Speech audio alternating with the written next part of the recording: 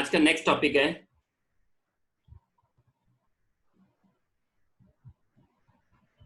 Deduction allowable for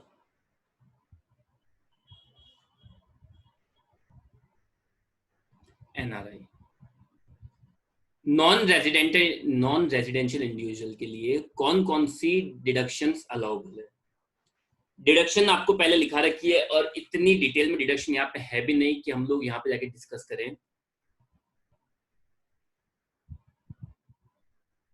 तो all deduction except all deduction. All deduction मतलब deduction कहां से कहां तक होती है, किसी को याद है क्या? लास्ट स्टार्टिंग से लेके लास्ट तक की डिडक्शन किसी को याद है? कच्ची पक्की धुंधली?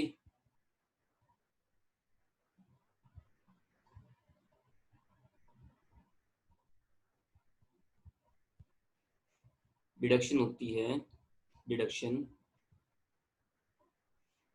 Under section 80C to 80U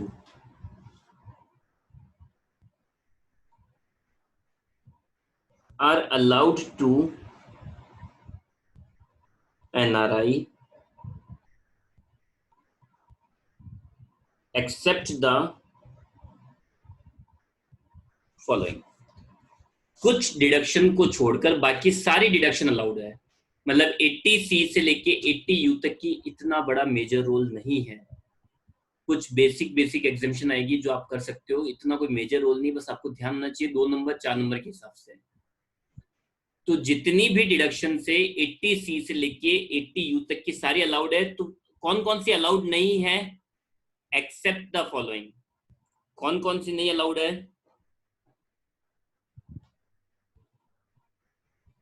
80 DDB।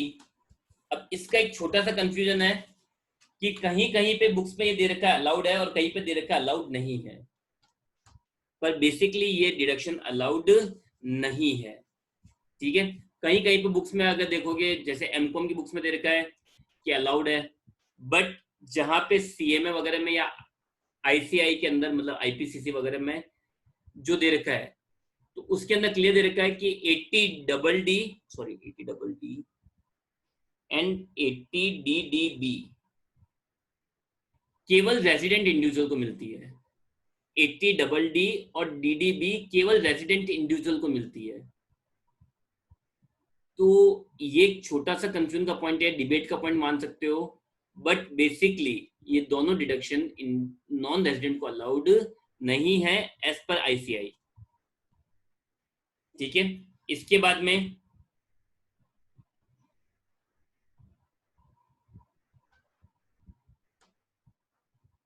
CCG, sorry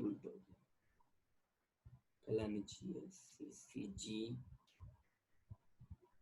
80DD नहीं, अभी ना अलाउड होनी नहीं चाहिए, बेसिकली अलाउड होनी नहीं चाहिए, तो परेशान होने की जरूरत है ही नहीं। और एमकॉम में डिडक्शन का इतना बड़ा कोई रोल है भी नहीं, तो आप लोग इसको अवॉइड कर सकते हो। फिर 80 QQB बुक्स की रॉयल्टी और 80 RRB, ये डिडक्शन एनआरआई को नहीं मिलती, बाकी 80C से लेके 80U तक की ऑलमोस्ट सारी डिडक्शन उसको मिल जाती है। ठीक है, इसके बाद में एक क्वेश्चन है आप ही की बुक का,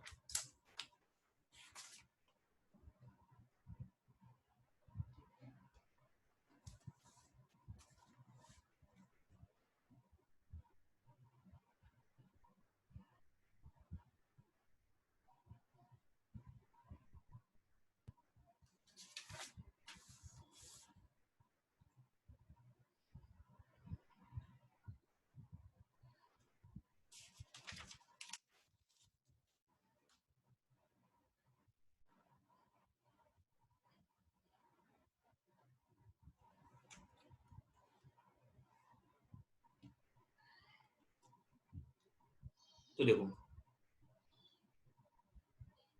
आपको क्वेश्चन दे रखा है, क्वेश्चन नंबर 10 है, क्वेश्चन नंबर 10।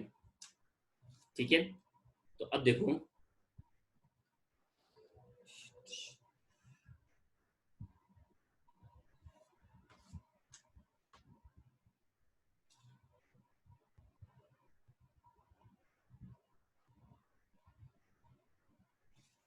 तो देखो, x in x is an individual of Indian origin though his residential status is non resident. तो एक्स कौन है कुल मिला के? एक नॉन रेजिडेंट।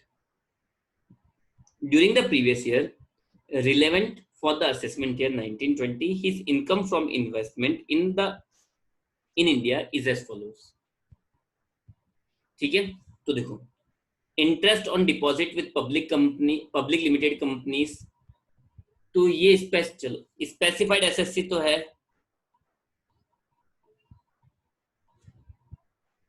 स्पेसिफाइड एसएससी है। चलो इसका आंसर दो, ये दोनों ही स्पेसिफाइड इनकम है या नहीं है? Interest on deposit with public limited companies और इंटरेस्ट ऑन गवर्नमेंट सिक्योरिटीज, ये दोनों स्पेसिफाइड इनकम है या नहीं है? बोथ आर स्पेसिफाइड इनकम, क्योंकि पब्लिक लिमिटेड कंपनी, ध्यान रखना, डिपॉजिट हो तो पब्लिक लिमिटेड होनी चाहिए, डिपॉजिट डिबेंचर्स हो तो पब्लिक लिमिटेड कंपनीज होनी चाहिए, और गवर्नमेंट सिक्योरिटीज तो ही है। ठीक है, तो दोनों ही स्पेसिफाइड इनकम है। Specified SSC plus specified income, तो इनके पास एक ऑप्शन है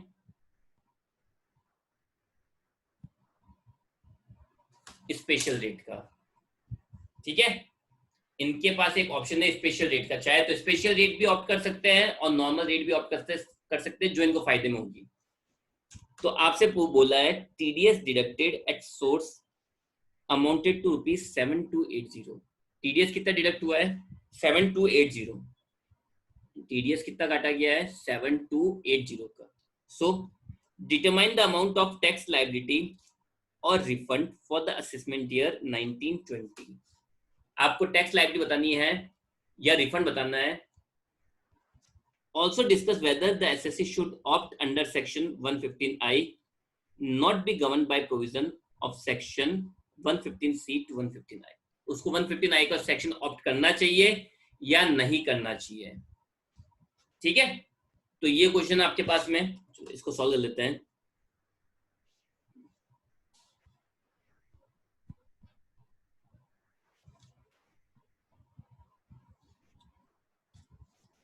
अब ये समझना, इसको सबसे पहले ले लेते हैं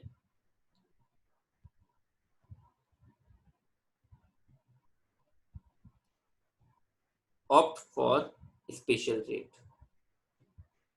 अगर वो स्पेशल रेट लेता है तो मुझे ये बताओ कि इसके ऊपर टैक्स की रेट कितनी होनी चाहिए? मुझे ये बताओ इसके ऊपर टैक्स की रेट होनी कितनी चाहिए?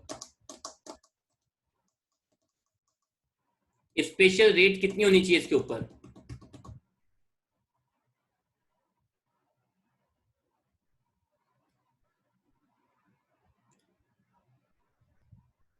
स्पेशल रेट है इनके ऊपर 20%। ओके, तो देखो टोटल इंटरेस्ट कितना मिला है? टोटल इंटरेस्ट कितना है? 35 प्लस 40,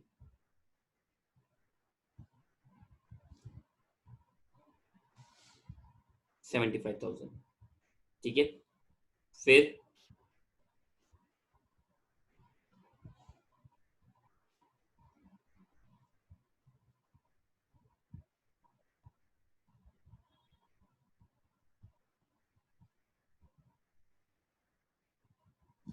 75,000, उस पर 20% टैक्स लगेगा, कितना आएगा?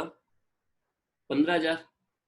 उसमें से सॉरी 15,000 इसमें ऐड हो जाएगा education says and health says, कितना? 4%। तो 15,000 15 चौक 60, 600 रुपए। और जो टीडीएस कट चुका वो लेस होता है हमेशा, कल समझाया था आप लोगों को। तो टीडीएस डिडक्टेड, टीडीएस कितना डिडक्ट हुआ है? 7,280। तो ये हो जाएगा 15,600।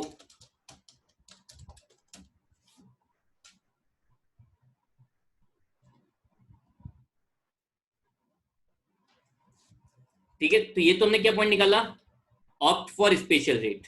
पर बंदा बोले नहीं भाई, हमें तो स्पेशल रेट चाहिए नहीं, हम तो नॉर्मल से खुश हैं।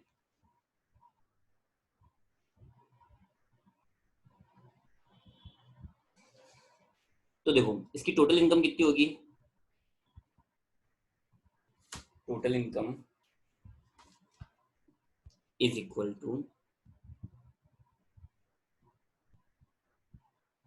इनकम फ्रॉम अदर सोर्सेस, इसको इंटरेस्ट मिला दोनों से, इंटरेस्ट कितना 35,000 प्लस 40,000 75,000 का, तो ये इसकी ग्रॉस इनकम भी यही हो गई और टैक्सेबल इनकम भी यही हो जाएगी।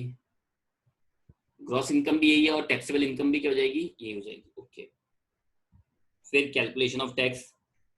टैक्स का सीन क्या होता है, नॉर्मल टैक्स में क्या होता है,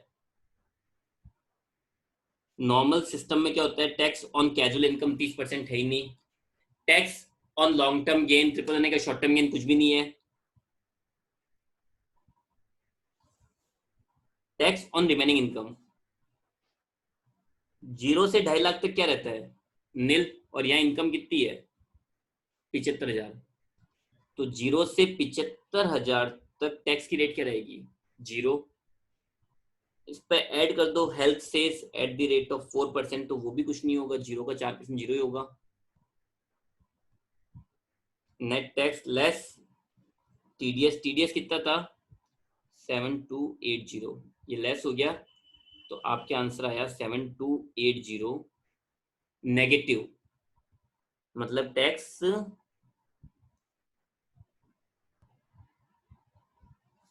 तो अगर आप लोग स्पेशल रेट का ऑप्शन लेते हो, अगर आप लोग स्पेशल रेट का ऑप्शन लेते हो तो आपका टैक्स पेबल आ रहा है 8320, और वहीं पे अगर आप स्पेशल रेट का ऑप्शन नहीं लेते हो तो टैक्स रिफंडेबल आ रहा है, तो बेटर ऑप्शन कौन सा है,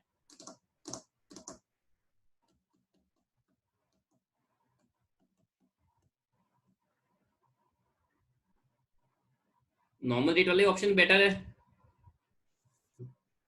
ठीक है, तो यही आपके आंसर में दे रखा है। टैक्स लाइबिलिटी आ रही है एक बार में तो 8,320, और 115(1) का अगर हम लोग ऑप्शन ऑप्ट कर लेते हैं तो वापसी रिटर्न कितना होगा 280 का रिटर्न हो जाएगा। ठीक है, तो ऑप्शन ऑप्ट करना सही नहीं है, आप नॉर्मल टैक्स दे सकते हो। आया समझ में, यस और no?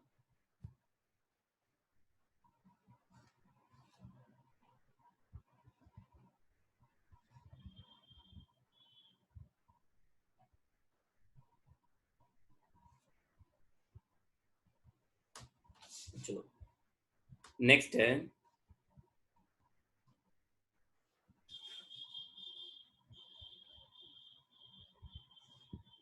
Rajat is a person of Indian nationality, Indian nationality person है, who is settled in France for the previous year 1819, he is non resident, चलो नॉन रेजिडेंट भी है, इंडियन नेशनलिटी से है और नॉन रेजिडेंट है, he has submitted the following particular regarding his income.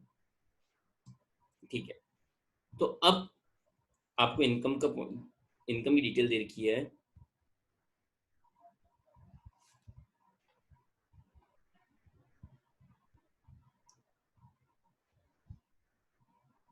तो देखो income from investment income being, आपको क्या दे रखा है देखो, investment income being interest on debenture of public limited companies,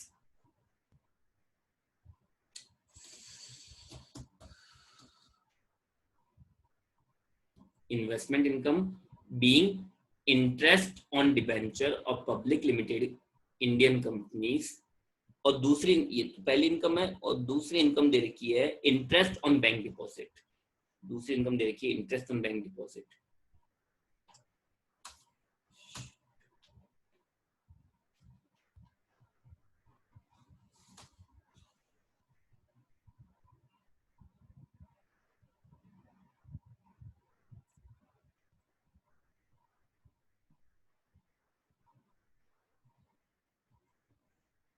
तो अब समझना, मेरे क्वेश्चन का आंसर दो, इन दोनों में से क्या ये दोनों स्पेसिफाइड इनकम है, या ओनली फर्स्ट है, या ओनली सेकंड है, या दोनों ही नहीं है?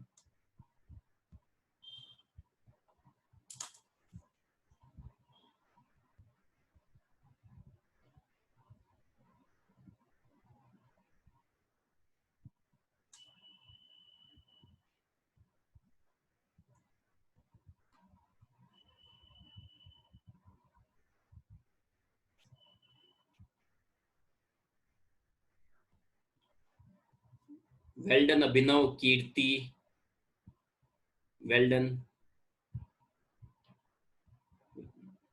गुड अर्चना। इन्वेस्टमेंट इनकम जो पब्लिक लिमिटेड कंपनी से होती है तो वो स्पेसिफाइड होती है। बैंक डिपॉजिट की स्पेशल इनकम तो है पर स्पेशल इनकम नहीं है। तो ये बोल रहा है compute his tax liability for the assessment year 1920 if he is governed by the provision of chapter 12A or not governed by the chapter of 12A। मतलब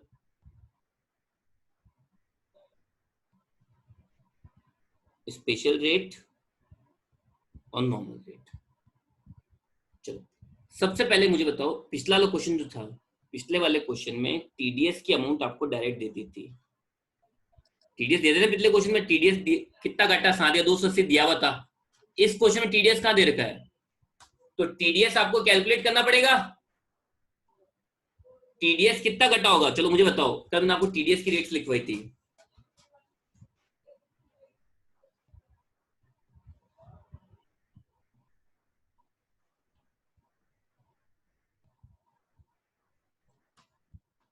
चलो ये रही टीडीएस की रेट। लॉटरी पे 30%, इंडियन ऑर्गेनाइजेशन या government को foreign currency में loan देने पर उस पर जो इंटरेस्ट मिलेगा उस पर 20%, long term capital gain 112(1)(c) का हो तो 10%, अदर पे 20%, 111A के शॉर्ट टर्म कैपिटल गेन पे 15%, इनकम फ्रॉम इन्वेस्टमेंट 20% और एनी अदर इनकम 30%। और एक ही समझाया था, टीडीएस की रेट में सेस भी ऐड होता है।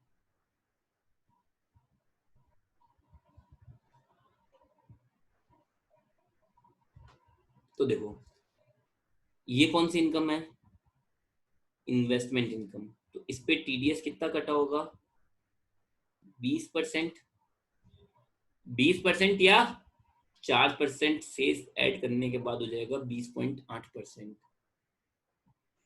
और इंटरेस्ट ऑन फिक्स डिपॉजिट, चलो मैं दो ऑप्शन देता हूं, इस पे कितना, इसको कौन सी इनकम मानोगे, इन्वेस्टमेंट इनकम या अदर इनकम, इसको कौन सी इनकम मानोगे, इन्वेस्टमेंट इनकम या अदर इनकम।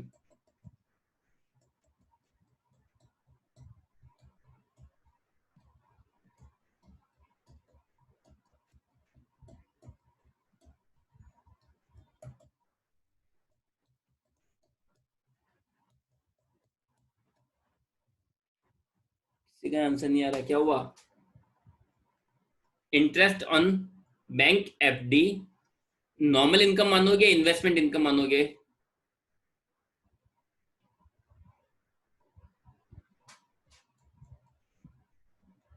हाँ अभी ना कंपल्सरी होगा, कंपल्सरी म्हणजे कंपल्सरी, कोई भी इनकम हो। और टीडीएस वगैरह का ध्यान तभी रखना है जब टैक्स पूछा हो। अगर केवल इनकम पूछी तब टीडीएस को इग्नोर कर सकते हो, बाकी अगर टैक्स पूछा तो टीडीएस तो आपको आइडेंटिफाई करना ही पड़ेगा। पता है आपने बीएनपी में एक रूल लिखा था, अभिनव बीएनपी में एक रूल लिखा था अपन ने, क्या, अगर आप लोग किसी भी नॉन रेजिडेंट को बिना टीडीएस काटे पेमेंट करते हो तो डिसअलाउड होगा। मतलब अगर किसी भी नॉन रेजिडेंट को बिना टीडीएस काटे आप पेमेंट कर ही नहीं सकते हो, टीडीएस काटना कंपलसरी है। ओके, और ये इनकम होती है अदर इनकम, उस पर टीडीएस की रेट है 30 + 4%, 31.2%। तो इस पे कितना टीडीएस कटा होगा, 35,000 का 20.8%, 7 या 280। और इस पे टीडीएस कटा होगा 2,60,000 का 31.2%,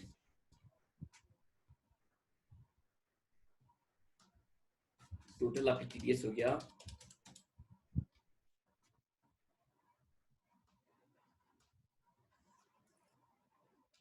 88,400।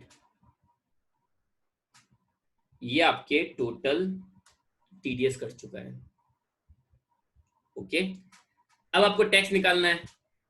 टैक्स निकालना है, एक बात तो ये मान के कि वो स्पेशल रेट ऑप्ट कर रहा है, और एक बार ये मान के कि नॉर्मल रेट। स्पेशल रेट किसके लिए थी, अगर मैं ये बात करूं स्पेशल रेट, तो स्पेशल रेट किसके लिए थी, दो चीजों के लिए, एक इन्वेस्टमेंट के लिए और लॉन्ग टर्म कैपिटल गेन, वो भी किससे, फॉरेक्स एसेट से। तो इन्वेस्टमेंट इनकम पे 20% था और लॉन्ग टर्म गेन पे 10% था, बाकी पे तो वैसे भी नॉर्मल लगेगा, बाकी पे तो वैसे भी क्या लगेगा, नॉर्मल। चलो चलो, तो ये था क्वेश्चन नंबर 10।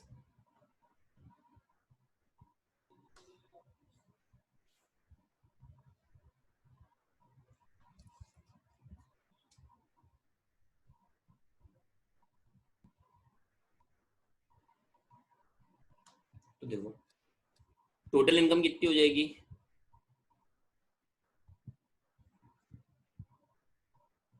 इन्वेस्टमेंट इनकम कितनी थी, 35,000, और इंटरेस्ट ऑन बैंक एफडी कितना है, 2,60,000, टोटल आ रही है 2,95,000। सॉरी, ग्रॉस इनकम, डिडक्शन का कोई पॉइंट, मैंने ये तो बोला आपको डिडक्शन की आपकी इतनी डिटेल है नहीं, तो आप इसको इग्नोर कर सकते हो, तो सीएम वालों के इनके लिए है ना। और ग्रॉस इनकम, और ये क्या हो जाएगी, टैक्सेबल इनकम। फिर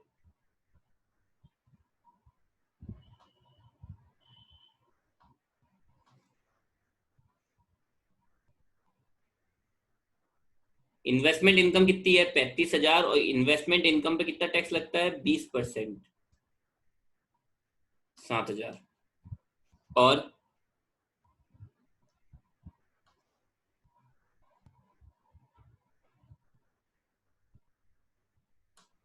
टैक्स ऑन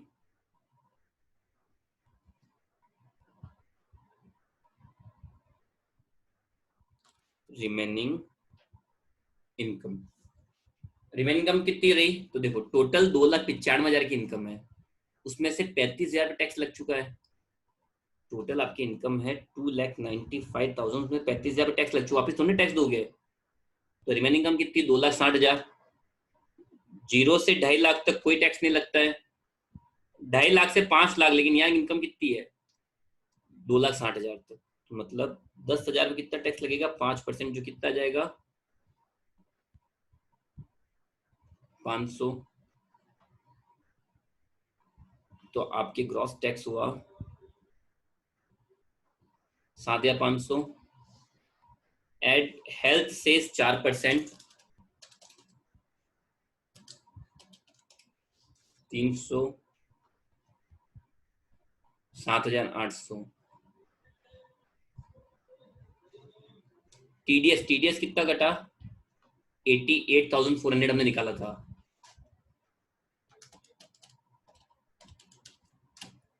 रिफंड होगा आपको 80,600 का। ये तो कब, जब वो स्पेशल रेट लेता है, अगर स्पेशल रेट नहीं लेता है तो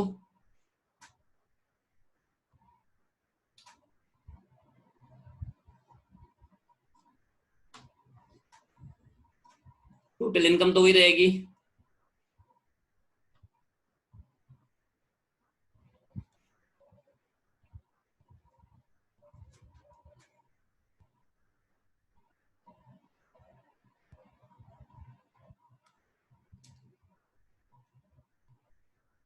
कैलकुलेशन ऑफ टैक्स,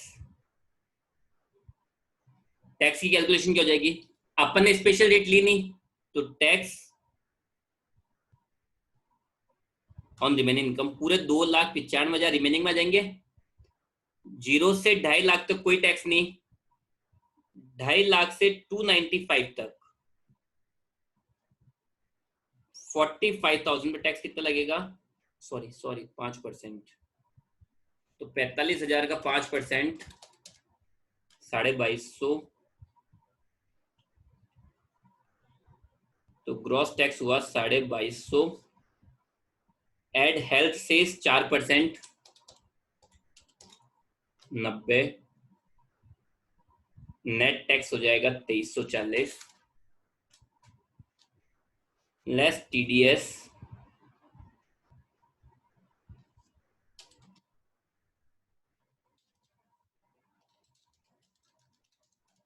और आपके रिफंडेबल अमाउंट है ये 86,060। तो अब बताओ, रिफंडेबल यहाँ 86,000 है या रिफंडेबल 80,000 है? यहाँ भी बेटर ऑप्शन कौन सा है? नॉर्मल इनकम का। तो एक बार इसका क्वेश्चन नंबर 12 करना, 12, 13, 15, 12, 13, 15 तीनों क्वेश्चन कर सकते हो, इवन 17 भी।